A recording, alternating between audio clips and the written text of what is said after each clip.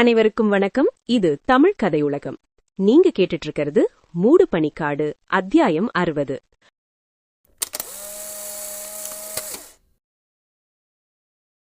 விண்ணை தொடும் நெடுஞ்சாலைகளின் இருபுறமும் அடர்ந்திருந்த மூடு பனி ஒரு வெண்மையான போர்வையைப் போல படர்ந்திருந்தது. அகிலாவின் கார் அந்த பனித்திரையை கிழித்துக் கொண்டு ஒரு ராட்சத பறவையைப் போல சீறி பாய்ந்தது. காரின் உட்புறம் நிலவிய அந்த சுடுகாட்டு அமைதியில் அகிலாவின் மடியில் கிடந்த அந்த பிஞ்சு உயிர் எந்த சலனமுமின்றி ஆழ்ந்த உறக்கத்தில் இருந்தது. அதன் மென்மையான சுவாசம் மட்டுமே அந்த இறுக்கமான சூழலில் கேட்ட ஒரே சத்தம். அகிலாவின் நெற்றிப்பொட்டில் வியர்வை அரும்பியிருந்தது.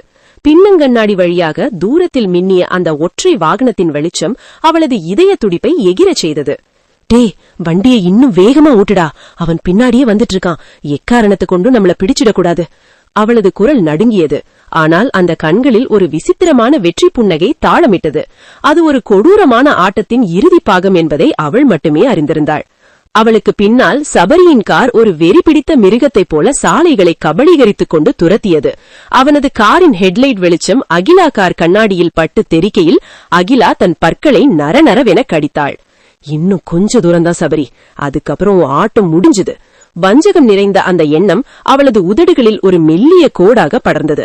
சரியாக அந்த ஊரின் எல்லைக்கல்லை தாண்டியதும் இத்தனை நேரமும் அவளது நுரையீரலை அழுத்தியிருந்த பாரம் சட்டென இறங்கியது. ஒரு நீண்ட நிம்மதி பெருமூச்சை விட்டாள். அவள் தீட்டியிருந்த அந்த திட்டத்தின்படியே ஊரின் எல்லையை தாண்டி சில கிலோமீட்டர் கடந்ததும் இருளின் மறைவிலிருந்து 4 கருப்பு நிற கார்கள் மின்னல் வேகத்தில் பாய்ந்து வந்தன. அவை சபரியின் காரை சுற்றிலும் ஒரு மரண வளையத்தை ஏற்படுத்தி மறித்தன.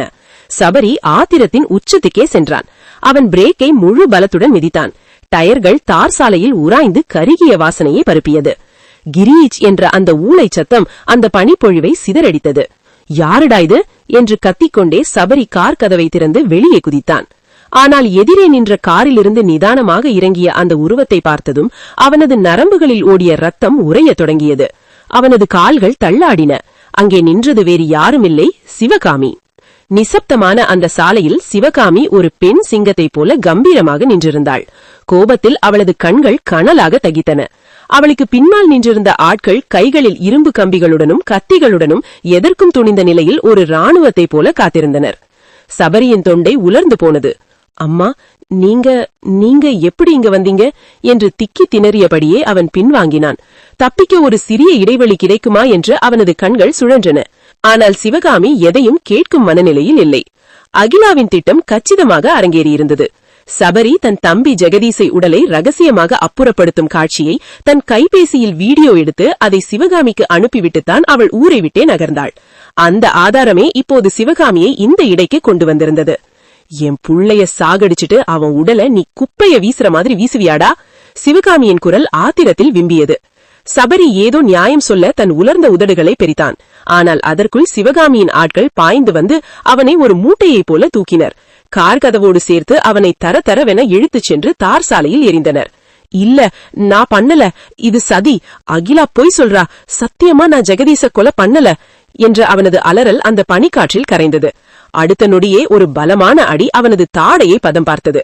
பளார் என்ற அந்த சத்தம் எதிரொலிக்க சபரியின் வாயோரத்திலிருந்து ரத்தம் வழிந்து கழுத்தில் இறங்கியது.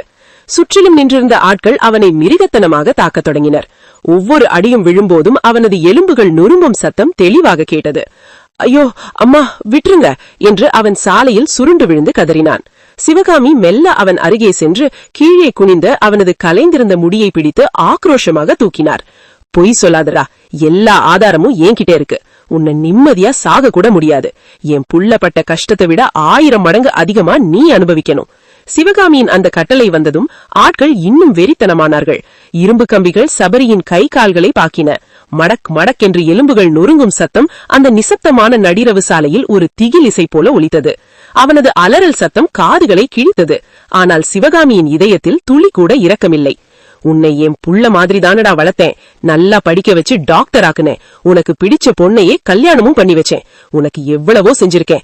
ஆனா நீ என் சொத்துக்காக ஆசைப்பட்டு என் புள்ளையை கொன்னுட்டியே. உயிர் ஊசலாடி கொண்டிருந்த சபரியை ஒரு பழைய மூட்டை போல தூக்கி தங்கள் காரின் டிக்கியில் வீசினார்கள். இவனை நம்ம பண்ணைக்கு கூட்டிட்டு போங்க, உயிரை மட்டும் மிச்சம் வைங்க. இவன் சாகுற வரைக்கும் தினம் தினம் நரகத்தை பாக்கணும். நான் ஊருக்குள்ள போய் இவனோட அருமை பொண்டாட்டியையும் மச்சினிச்சியும் இழுத்துட்டு வரேன். அவங்களுக்கும் சாவு ஏன் கையாலதான். சிவகாமியின் குரல் ஒரு வேட்டைக்காரனின் உருமல் போல தெரித்தது. சபரி என்கிற அந்த அத்தியாயம் அந்த சாலையில் ஒரு கொடூரமான சித்திரவாதையுடன் முற்று பெற்றது.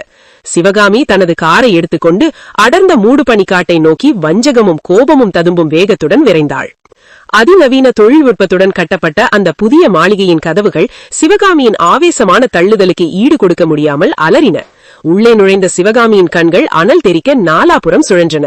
அந்த பளிப்பளிப்பான பளிங்கு தரையில் வீசிய ஏர் கண்டிஷன் குளிர்ச்சியை மீறி அவரது ஆத்திரம் அந்த இடத்தையே தகிப்படைய வைத்தது. காற்றில் ஒருவித கவிச்சி, ரத்தத்தின் நெடி அவர் நாசியை துளைத்தது. சிவகாமி நேராக ஹாலுக்குள் நுழைந்தார். அப்போது அங்கே தெரிந்த காட்சி அவரது நெஞ்சில் ஒரு இடியென இறங்கியது. லாவண்யா அந்த விலை உயர்ந்த இத்தாலிய மார்பிள் தரையில் ஒரு கரிக்கட்டையைப் போல சிதைந்து கிடந்தாள். அவளது உடையில் ஊறியிருந்த செந்நிற ரத்தம் தரையெங்கும் உறைந்து போய் கருப்பாக தடித்திருந்தது. சிவகாமி ஒரு கணம் நிலை தடுமாறினார். ஆனால் அடுத்த வினாடியே தரையில் தெரிந்த மற்றொரு உருவத்தை பார்த்ததும் அவரது கண்கள் பிதுங்கின. அங்கே ஒரு பச்சிலம் குழந்தை, சின்னஞ்சிறு பிஞ்சு உடல் எந்த சலனமுமின்றி இரத்த கரைகளுக்கிடையில் கிடந்தது. ஐயோ, இது என்ன கொடுமை! சிவகாமியின் தொண்டை ஒரு கணம் அடைபட்டது. சபரியின் வாரிசு அந்த குழந்தை இப்படி அனாதையாக செத்து கிடப்பதை பார்த்ததும் அவருக்குள் இருந்த ஆத்திரம் ஒரு கணத்தில் அதிர்ச்சியாகவும் மறுகணத்தில் கட்டுக்கடங்காத இரத்த வெறியாகவும் மாறியது. இன்னொரு குழந்தை எங்க ஒளிச்சு வச்சிருக்கீங்க? சுஜி, வெளியவாடி! உன்னை வெட்டி துண்டு துண்டாக்கி என் புள்ள செத்த இடத்திலேயே எரியறனா என் பேரு சிவகாமி இல்ல. சிவகாமி வெறி பிடித்தது போல மாடி படிக்கட்டுகளில் ஓடினார். ஒவ்வொரு அறையையும் காலால் எட்டி உதைத்து திறந்தார். அவரது கண்கள் சிவந்து முகம் விகாரமாக மாறியிருந்தது. அறையில் இருந்த விலையுயர்ந்த அலங்கார பொருட்களை ஆத்திரத்தில் தள்ளிவிட்டு உடைத்தார். குடும்பத்தோட என் புள்ளைய சாகடிச்சிட்டு நீங்க ஒளிஞ்சுகிட்டா விட்டுடுவேன் நினைச்சியா? வெளியவாடி! அந்த பெரிய வீடு முழுவதும் அவர் ஒரு வெறி பிடித்த மிருகத்தைப் போல தேடினார். கட்டிலுக்கு அடியில், ஜன்னல் திரைகளின் மறைவுகளில் என சுஜியை தேடி அவரது கண்கள் அலைபாய்ந்தன. எங்கடி ஒளிஞ்சுகிட்டு இருக்க? உன்னை இன்னைக்கு உயிரோட விடமாட்டேன்! அவர் கர்ஜித்த ஆவேசத்தில் அந்த வீட்டின் ஜன்னல் கண்ணாடிகள் லேசாக அதிர்ந்தன. அவரது குரலில் இருந்த வன்மம் அந்த அறையின் வெப்பநிலையை இன்னும் குறைத்தது போல் இருந்தது. ஆனால் உண்மையில் அங்கே சிவகாமியின் புலன்களுக்கு எட்டாத ஒரு உலகம் இயங்கிக் கொண்டிருந்தது. லாவண்யாவின் ஆவி தன் உடலுக்கு அருகிலேயே மண்டியிட்டு அமர்ந்து கொண்டிருந்தது. அவளுக்கு துணையாகவும் பாதுகாப்பாகவும் பானுவும் சுதாகரும் அங்கே மௌனமாக நின்றிருந்தனர். சிவகாமி அங்கும் இங்குமாக பித்த பிடித்தவர் போல் ஓடி தேடுவதையும் ஆத்திரத்தில் தன் பெயரையும் சுஜியின் பெயரையும் கூவி அழைப்பதையும் அவர்கள் பார்த்து கொண்டிருந்தனர். ஆனால் நாங்கள் யாருடைய கண்ணுக்கும் தெரியக்கூடாது என்று அந்த ஆவிகள் ஆழமாக தீர்மானித்திருந்ததால் சிவகாமியின் கண்களுக்கு அவர்கள் இருந்த இடம் வெறும் வெற்றிடமாகவே தெரிந்தது. காலடி சத்தமற்ற அவர்களின் நடமாட்டம் சிவகாமியின் ஆக்ரோஷத்திற்கு முன்னால் அமைதியாக தெரிந்தது. லாவண்யா தன் சிதைந்து கிடக்கும் உடலையும் தன்மேல் தீராத ஆத்திரத்துடன் கத்திக் கொண்டிருக்கும் சிவகாமியையும் பார்த்து என்ன செய்வது என்று தெரியாமல் திகைத்தாள். அவளது முகத்தில் பயமும் குழப்பமும் கலந்திருந்தது. இவங்க ஏன் இவ்ளோ கோபமா இருக்காங்க? சுஜியை எதுக்காக இப்படி தேடுறாங்க? புரியாத தவிப்பில் அவள் தன் கைகளை பிசைந்து கொண்டாள். ஒரு ஆவியாக அவளால் எதையும் தடுத்து நிறுத்த முடியவில்லை. வீடு முழுவதும் சல்லடை போட்டு தேடியும் சுஜி சிக்காததால் சிவகாமியின் ஆத்திரம் அதன் எல்லையை தொட்டது. நெற்றியில் வியர்வை முத்துக்கள் வழிய இரத்த வெறியுடன் விறுவிறுவென வீட்டை விட்டு வெளியேறினார். அவர் வெளியேறிய வேகத்தில் கார் கதவு பலமாக சாத்தப்படும் சத்தம் அந்த நடுநழுவின் அமைதியை கிழித்தது. கார் மண்ணை வாரி இறைத்துக் கொண்டு மின்னல் வேகத்தில் அந்த பனிமூட்டத்திற்குள் மறைந்தது. அந்த பங்களா மீண்டும் ஒரு பயங்கரமான மௌனத்திற்குள் மூழ்கியது. லாவண்யா தன் உடலையே வெறித்து பார்த்தபடி அங்கே எஞ்சியிருந்த அந்த அமானுஷ்ய அமைதியில் உறைந்து நின்றாள். சுஜி இப்போது ஒரு வெறி பிடித்தவள் போல காட்டை ஊடுருவி ஓடிக்கொண்டிருந்தாள். எதையும் உணரும் நிலையில் அவள் இல்லை. அவளது இலக்கு ஒன்றுதான், அந்த ஏரிக்கரை. வைராகியத்துடன் ஏரிக்கரையை அடைந்தபோது அங்கே கரை ஓரத்தில் பாதி உடைந்த நிலையில் காலத்தின் கோலத்தால் சிதைந்து போயிருந்த ஒரு பழைய மரப்படகு ஆடிக்கொண்டிருந்தது. சுஜி மின்னல் வேகத்தில் அதில் ஏறி அமர்ந்தாள். துருப்பிடித்த அந்த சங்கிலியை வெறித்தனமாக அவிழ்த்துவிட்டு பாரமான துடுப்புகளை கையில் எடுத்தாள். இதுக்கெல்லாம் விடை என்னன்னு எனக்கு தெரிஞ்சாகணும் என்று தன்னுக்குள்ளே கர்ஜித்தபடி தண்ணீரை வெறித்தனமாக பின்னுக்கு தள்ளி ஏரியின் நடுவே படகை செலுத்தினாள். அவளை துரத்தி வந்த வருண் கரையை அடைந்தபோது படகு ஒரு கருப்பு நிழலாக வெகு தூரம் சென்றிருந்தது. சுஜி, நில்லு, போகாதே என்று அவன் கத்தினான். ஆனால் அவனது குரல் அந்த ஏரியின் விஸ்தாரத்தில் கரைந்து போனது. அங்கே வேறு படகு ஏதும் இல்லாததால் வருண் கரையில் நின்றபடி கைகளை முறுக்கிக் கொண்டு ஆத்திரத்திலும் கையாளாத கனத்திலும் தவித்தான். சுஜி துடுப்பு போட்டு ஏரியின் மறுபக்கம் இருந்த அந்த அடர்ந்த பகுதிக்கு வந்து சேர்ந்தாள். அங்கே கரையில் படகை மோதவிட்டு கீழே குதித்தாள். அந்த இடம் பகலிலேயே ஒரு அமானுஷ்ய உணர்வை தரும். இப்போது நடுநழிவில் அது ஒரு திறந்தவெளி சுடுகாடு போலவே காட்சியளித்தது.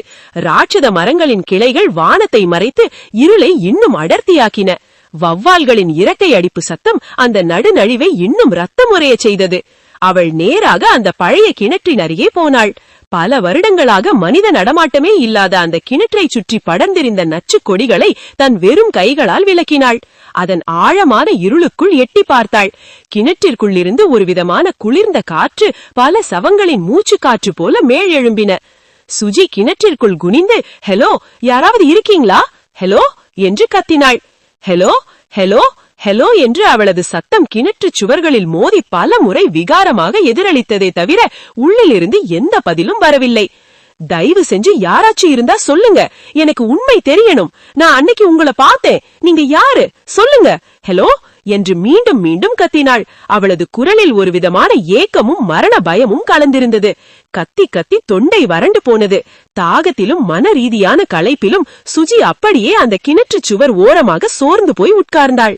திடீரென்று சுற்றியிருந்த காற்றில் ஒரு விசித்திரமான மாற்றம். மரங்களின் இலைகள் அசைவதை நிறுத்தின. சலசலத்துக் கொண்டிருந்த ஏரியின் தண்ணீர் கூட ஏதோ ஒரு மந்திரத்தால் கட்டப்பட்டது போல உறைந்தது. சுஜி மெல்ல தலையை தூக்கி பார்த்தபோது அந்த கிணற்றின் ஆழ நிறத்திலிருந்து ஒரு மெல்லிய நீல நிற வெளிச்சம் மேலெழும்பினதை கவனித்தாள். சுஜி களைப்பின் உச்சத்தில் அந்த கிணற்று சுவரில் சாய்ந்திருந்த போது கிணற்றின் ஆழத்திலிருந்து ஒரு மெல்லிய நறுமணம் வீசியது. அது காட்டில் பூக்கும் பூக்களின் நறுமணம் அல்ல, பல வருடங்களாக பூட்டி வைக்கப்பட்டிருந்த ஒரு பழைய அறையிலிருந்து வரும் மனம் போலிருந்தது. மெல்ல தலையை தூக்கி பார்த்த சுஜி அப்படியே சிலையாய் உறைந்தாள். அந்த பாழழிந்த கிணற்றிற்குள்ளிருந்து ஒரு உருவம் மெல்ல காற்றிலேயே மிதந்து மேலே எழும்பியது. சுமார் 18 வயது இருக்கும். ஒரு அழகான தேவதை போன்ற பெண். மேகம் போன்று தூய்மையான வெண்மை நிற கவுன் அணிந்திருந்தாள். அவளது கூந்தல் ஒரு கரு மேகம் போல காற்றில் மிதக்க முகம் முழு நிலவை போல பிரகாசமாக இருந்தது. ஆனால் அந்த அழகிய கண்களில் ஒரு யுகத்தின் சோகமும் பல நூற்றாண்டு கால வலியும் உறைந்திருந்தது. அவளை பார்த்தால் பயத்தை விட ஒரு விதமான தாங்க முடியாத பரிதாபமே பிறந்தது. சுஜி என்று அந்த பெண் மெல்லிய குரலில் அழைக்க அந்த நிசப்தமான காட்டில் அந்த குரல் ஒரு தெய்வீக சங்கீதம் போல ஒலித்தது. சுஜி, நீ யாரு என்று கேட்க நினைத்தாள். ஆனால் அவளது நாக்கு தளர்ந்து போயிருந்தது. அந்த பெண் மெல்ல தரையில் பாதம் படாமல் காற்றில் நகர்ந்து வந்து சுஜியின் அருகே நின்றாள். சுஜிக்கு ஏனோ அவளை பார்த்தால் இதுவரை மரண பயம் மறைந்து தாயின் மடியில் இருப்பது போன்ற ஒரு பாதுகாப்பு உணர்வு பிறந்தது. அந்த பெண் மௌனமாக சுஜியின் கண்களை ஊடுருவி பார்த்தாள். பின் தன் மென்மையான பனி போன்ற கரங்களை சுஜியின் தலைக்கு மேல் மெல்ல வைத்தாள். அந்த நொடி சுஜியின் உடல் முழுவதும் ஒரு பயங்கரமான மின்சாரம் பாய்ந்தது போல சிலிர்த்தது. அவளது நரம்புகள் அனைத்தும் ஒரு நொடி அதிர்ந்து அடங்கின. கண்ணை மூடி திறப்பதற்குள் சுஜியை சுற்றி இருந்த காடும் இருட்டும் கிணற்றும் மறைந்து போனது. சுஜியின் கண்கள் முன்னால் உலகம் மெல்ல மங்கலம் தெரிந்து பின் ஏதோ ஒரு பழைய சினிமா ரீல் ஓடுவது போல காட்சிகள் மிக தெளிவாக விரியத் தொடங்கின. அந்த பெண் வாய் திறந்து எதையும் பேசவில்லை. ஆனால் அவளது ஆழ் மனதில் புதைந்து கிடந்த ரப்பமும் கண்ணீரும் கலந்த நினைவலைகள் அனைத்தும் சுஜியின் மூளைக்குள் ஒரு நேரடி திரைக்கதையாக ஓட ஆரம்பித்தன. அந்த பெண் யார்? அவளுக்கும் அந்த சாத்தானிய பாஸ்டருக்கும் என்ன சம்பந்தம்? பல ஆண்டுகளுக்கு முன்னால் இந்த கிணற்றின் அடியில் புதைக்கப்பட்ட அந்த ரகசியம் என்ன என்பது சுஜியின் கண் முன்னே விரிந்தது. தொடரும்.